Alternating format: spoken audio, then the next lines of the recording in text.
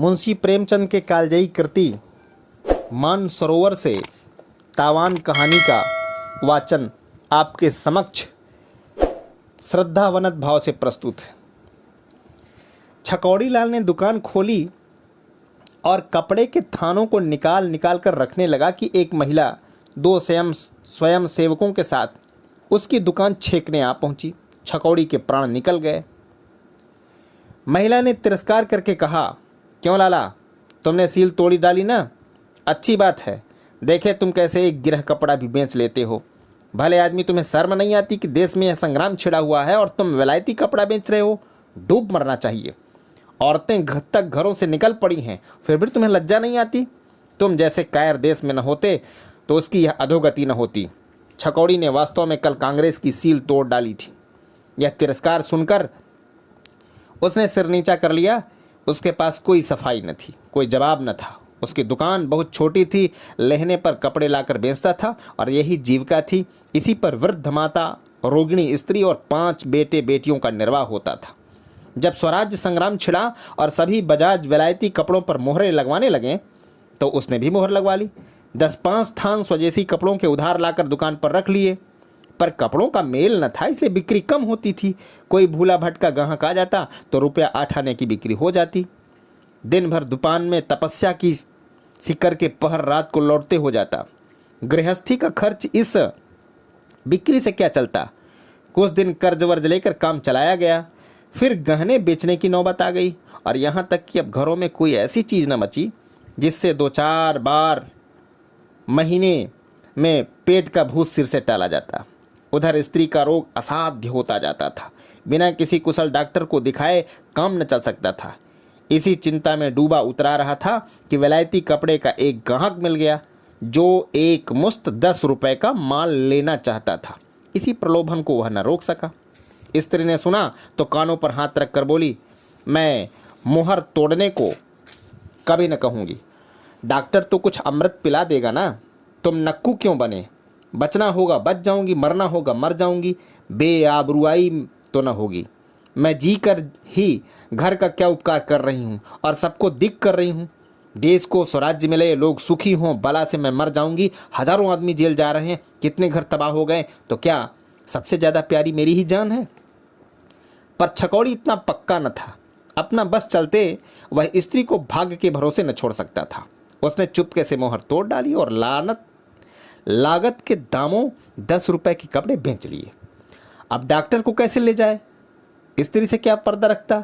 उसने जाकर साफ साफ सारा वृत्तांत कह सुनाया और डॉक्टर को बुलाने चला। स्त्री ने उसका हाथ पकड़कर कहा, मुझे डॉक्टर की ज़रूरत नहीं। अगर तुमने जीत की तो मैं दवा की तरफ आंखें भी न उठाऊंगी। छकौड़ी और उसकी माँ ने रोगिणी को बहुत समझाया, पर वह डॉक्टर को बुलाने पर राजी न हुई और छकौड़ी ने 10 रुपए उठाकर घर कुइयाँ में फेंक दिए और बिना कुछ खाए पिए किस्मत को रोता झींकता दुकान पर चला गया। उसी वक्त पिकेट वाले आ पहुँचे और उसे फटकारना शुरू कर दिया। पड़ोस के दुकानदार ने कांग्रेस कमेटी में जाकर चुगली खाई थी। छकौड़ी ने महिला के लिए अंदर से लोहे की एक टूटी बेरंग कुर्सी निकाली और लपक कर उनके लिए लाया। जब वह पान खाकर कुर्सी पर बैठी तो उसने अपने अपराध के लिए क्षमा मांगी। बोला, बहन जी, बेशक मुझे यह अपराध हुआ है, लेकिन मैंने मजबूर होकर मुहर तोड़ी। अब की मुझे मुआफ़ी दीजिए और फिर ऐसी खता न होगी। देश सेविका ने थानेदारों के रोब के साथ कहा, यूँ अपराध क्षमा नहीं हो सकता, तुम्हें इसका तावान देना पड़ेगा। तुमने कांग्रेस के साथ विश्वासघात किया है और इसका तुम्हें दंड मिलेगा। आज ही बायकाट कमेटी में यह मामला पेश होगा। छकौड़ी बहुत ही विनीत, बहुत ही सहिष्णु था, लेकिन चिंताग्नि में तप कर उसका हृदय उस दशा को पहुंच गया था जब एक चोट की चिंगारियां पैदा करती हैं। तिनक कर बोला, तावान तो मैं न दे सकता हूं, न दूंगा। हाँ, दुकान भले ही बंद कर दूं। और दुकान भी क्यों बंद करूं? अपना माल है, जिस जगह चाहूं बेचूं, बेच सकता हूं। अभी जाकर थाने में लिखा दूं तो बायकाट कमेटी को भागने की राह न मिले। जितना ही दबता हूं उतना ही आप लोग दबाती हैं। महिला ने सत्याग्रह शक्ति के प्रदर्शन का अवसर पाकर कहा, हाँ जरूर पुलिस में रपट करो। मैं तो चाहती हूँ तुम रपट करो और तुम उन लोगों को यह धमकी दे रहे हो जो तुम्हारे लिए अपने प्राणों का बलिदान कर रहे हैं। तुम इतने स्वार्थांध हो कि अपने स्वार्थ के लिए देश का अनहित करते। तुम्हें लज्जा नहीं आती? उस पर मुझे पुलिस की धमकी देते हो। बायकाट कमेटी जाए या रहे, पर तुम्हें तावान देना पड़ेगा, ये अन्यथा दुकान बंद करनी पड़ेगी। यह कहते कहते महिला का चेहरा गर्व से तेजवान हो गया। कई आदमी जमा हो गए और सबके सब छकौड़ी को बुरा भला कहने लगे। छकौड़ी को भी मालूम हो गया कि पुलिस की धमकी देकर उसने बहुत अविवेक किया। लज्जा और अपमान से उसकी गर्दन झुक गई और मुंह जरा सा निकल आया। फिर उसने गर्दन नहीं उठाई। सारा दिन गुजर गया और धेले की बिक्री नहीं हुई। आखिर हार कर उसने दुकान बंद कर दी और घर चला आया। दूसरे दिन प्रातःकाल बायकाट कमेटी ने एक स्वयंसेवक द्वारा उसे सूचना दे दी कि कमेटी ने उसे 101 रुपये मात्र का दंड दिया है। छकौड़ी इतना जानता था कि कांग्रेस की शक्ति के सामने वह सर्वथा असक्त है। उसकी जबान से जो धमकी निकल गई उस पर उसे घोर पश्चाताप हुआ, लेकिन तीर कमान से निकल चुका था। दुकान खोलना व्यर्थ था। वह जानता था उसकी धेले की भी बिक्री न होगी। 101 रुपये मात्र देना उसके बूते से बाहर की बात थी। 2-3 दिन चुपचाप बैठा रहा। एक दिन रात को दुकान खोलकर सारी गांठें उठा लाया और चुपके चुपके बेचने लगा। पैसे की चीज धेले में लुटा रहा था और वह भी उधार। जीने के लिए कुछ उधार और आधार तो चाहिए, मगर उसकी यह चाल भी कांग्रेस से छिपी न रही। चौथे ही दिन गोविंदों ने कांग्रेस को खबर पहुंचा दी। उसी दिन तीसरे पहर छकौड़ी के घर की पिकेटिंग शुरू हो गई। अब की सिर्फ पिकेटिंग शुरू न थी, स्यापा भी था। 5-6 स्वयं सेविकाएं और इतने ही स्वयंसेवक द्वार पर स्यापा करने लगे। छकौड़ी आंगन में सिर झुकाए खड़ा था। कुछ अक्ल न काम करती थी और इस विपत्ति को कैसे टाले। और रोगिणी स्त्री सायमान में लेटी हुई थी। वृद्धा माता उसके सिरहाने बैठी पंखा चल रही थी और बच्चे बाहर स्यापे का आनंद उठा रहे थे। स्त्री ने कहा, इन सबसे पूछते नहीं, खाएं क्या? छकौड़ी बोला, किससे पूछूं जब कोई सुने भी? जाकर कांग्रेस वालों से कहो हमारे लिए कुछ इंतजाम कर दें। हम अभी कपड़े को जला देंगे, ज़्यादा नहीं 25 रुपये महीना दे दें। वहाँ भी जो होगा तो सुनेगा। तुम जाओगे भी या नहीं से कानून बखारने लगे। क्या जाऊं, उल्टे और लोग हंसी उड़ाएंगे। यहाँ तो जिसने दुकान खोली उसे दुनिया लपकती ही समझने लगती है, तो खड़े खड़े ये गालियाँ सुनते रहोगे। तुम्हारे कहने से चला जाऊं, मगर वहाँ ठठोली के सिवा और कुछ न होगा। हाँ, मेरे कहने से जाओ। जब कोई न सुनेगा तो हम भी कोई और राह निकालेंगे। छकौड़ी ने मुंह लटकाए कुर्ता पहना और इस तरह कांग्रेस दफ्तर चला, जैसे कोई मरणासन्न रोगी को देखने के लिए वैद्य को बुलाने जाता है। कांग्रेस कमेटी के प्रधान ने परिचय के बाद, तुम्हारे ही ऊपर तो बायकाट कमेटी ने 101 का तावान लगाया है। जी हाँ, तो रुपए कब दोगे? मुझ में तावान देने की सामर्थ्य नहीं है। आपसे मैं सत्य कहता हूँ, मेरे घर में 2-3 दिन से चूल्हा नहीं जला। घर की जो जमा थमा थी वह सब बेच कर खा गया। अब आपने तावान लगा दिया, दुकानें बंद करनी पड़ी। घर पर कुछ माल बेचने लगा, वहाँ स्यापा बैठ गया। अगर आपकी यही इच्छा हो कि हम सब दाने बगैर मर जाएं तो मार डालिए, और मुझे कुछ नहीं कहना है। छकौड़ी जो बात कहने घर से चला गया था वह उसके मुंह से न निकली। उसने देख लिया कि यहाँ कोई उस पर विचार करने वाला नहीं है। प्रधान जी ने गंभीर भाव से कहा, तावान तो देना पड़ेगा। अगर तुम्हें छोड़ दूं तो इस तरह और लोग भी करेंगे। फिर विलायती कपड़े की रोकथाम कैसे होगी? मैं आपसे जो कह रहा हूं उस पर आपको विश्वास नहीं आता। मैं जानता हूं कि तुम मालदार आदमी हो। मेरे घर की तलाशी ले लीजिए, मैं इन चकमों में नहीं आता। छकौड़ी ने उद्दंड होकर कहा, तो यह कहिए कि आप देश सेवा नहीं कर रहे हैं, गरीबों का खून चूस रहे हैं। पुलिस वाले कानूनी पहलू से लेते हैं और आप गैर कानूनी पहलू से लेते हैं। नतीजा एक है, आप भी अपमान करते हैं, वह भी अपमान करते हैं। मैं कसम खा रहा हूं कि मेरे घर में खाने के लिए दाना नहीं है। मेरी स्त्री खाट पर पड़ी पड़ी मर रही है। फिर भी आपको विश्वास नहीं आता कि आप मुझे कांग्रेस का काम करने के लिए नौकर रख लीजिए।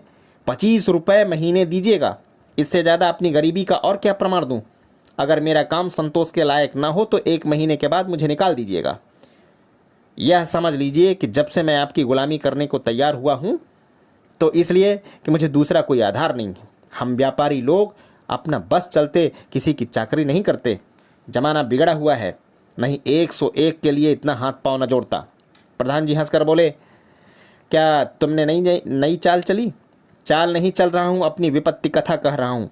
कांग्रेस के पास इतने रुपए नहीं है कि वह मोटों को खिलाती फिरे। अब भी आप मुझे मोटा कहे जाएंगे? तुम मोटे हो ही, मुझ पर जरा भी दया न कीजिएगा। प्रधान ज़्यादा गहराई से बोले, छकौड़ी लाल जी, मुझे पहले से तो इसका विश्वास नहीं आता कि आपकी हालत इतनी ख़राब है, और अगर आप विश्वास आ भी जाए तो भी मैं कुछ नहीं कर सकता। इतने महान आंदोलन में कितने ही घर तबाह हुए और होंगे। हम सभी लोग तबाह हो रहे हैं। आप समझते हैं कि हमारे सिर कितनी बड़ी जिम्मेदारी है? आपका तावान मुआफ़ कर दिया जाए तो कल ही आपके बीसियों भाई अपनी मुहरें तोड़ डालेंगे और हम उन्हें किसी तरह कायल न कर सकेंगे।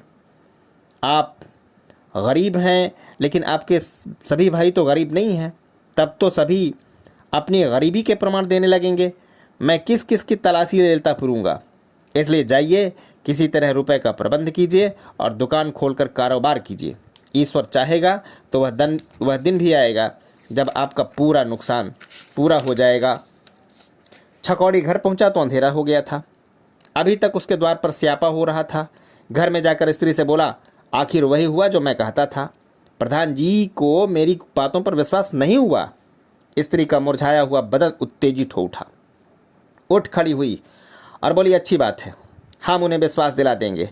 मैं अब कांग्रेस दफ्तर के सामने ही मरूंगी। मेरे बच्चे उसी दफ्तर के सामने विकल हो कर तड़पेंगे।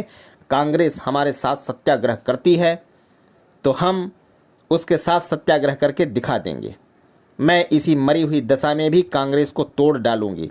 जो अभी इतने निर्दयी हैं वह कुछ अधिकार हो जाने पर न्याय करेंगे। एक इक्का बुला लो, खाट की ज़रूरत नहीं, वहीं सड़क के किनारे मेरी जान निकलेगी। जनता ही के बल पर तो सब कूद रहे हैं। मैं दिखा दूंगी जनता तुम्हारे साथ नहीं, मेरे साथ है।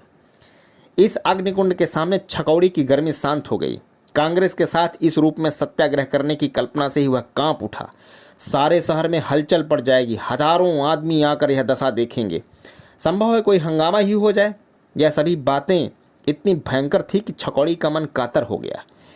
उसने स्त्री को शांत करने की चेष्टा करते हुए कहा, इस तरह चलना उचित नहीं है अम्बे। मैं इस बार प्रधान जी से फिर मिलूंगा। अब की यह रात हुई, स्यापा भी बंद हो जाएगा, कल देखी जाएगी। अभी तो तुमने पथ्य भी नहीं लिया। प्रधान जी बेचारे बड़े असमंजस में पड़े हुए हैं। कहते हैं अगर आपके साथ रियायत करूं तो फिर कोई शासन ही न रह जाएगा। मोटे मोटे आदमी भी मोहरे तोड़ डालेंगे और कुछ कहा न जाएगा तो आपकी नज़ीर पेश कर देंगे। अम्बा एक क्षण अनिश्चित दशा में खड़ी छकौड़ी का मुंह देखती रही, फिर धीरे से खाट पर बैठ गई। उसकी उत्तेजना गहरे विचार में लीन हो गई। कांग्रेस की ओर अपनी जिम्मेदारी का ख्याल आया। प्रधान जी के कथन में कितना सत्य था यह उससे छिपा न रहा। उसने छकौड़ी से कहा, तुमने आकर यह बात न कह दी? छकौड़ी बोला, उस वक्त मुझे इसकी याद ही न थी। प्रधान जी ने कहा या तुम अपनी तरफ से मिला रहे हो? नहीं, उन्होंने खुद कहा, मैं अपनी तरफ से क्यों मिलाता? बात तो उन्होंने ठीक ही कही। हम तो मिट जाएंगे। हम तो यूँ भी मिटे हुए हैं। रुपए कहाँ से आवेंगे? भोजन के लिए तो ठिकाना ही नहीं, दंड कहाँ से दें? और कुछ नहीं है। घर तो है, इसे रेहन रख दो। और अब विलायती कपड़े भूल कर के भी न बेचना। सड़ जाएं, कोई परवाह नहीं। तुमने सील तोड़कर यह आफत सिर ली। मेरी दवा दारू की चिंता न करो, ईश्वर की जो इच्छा होगी वह होगा। बाल बच्चे भूखों मरते हैं तो मरने दो। देश के करोड़ों आदमी ऐसे हैं जिनकी दशा हमारी भी दशा से खराब है। हम न रहेंगे, देश तो सुखी होगा। छकौड़ी जानता था अम्बा जो कहती है वह करके ही रहती है। कोई उज्र नहीं सुनती।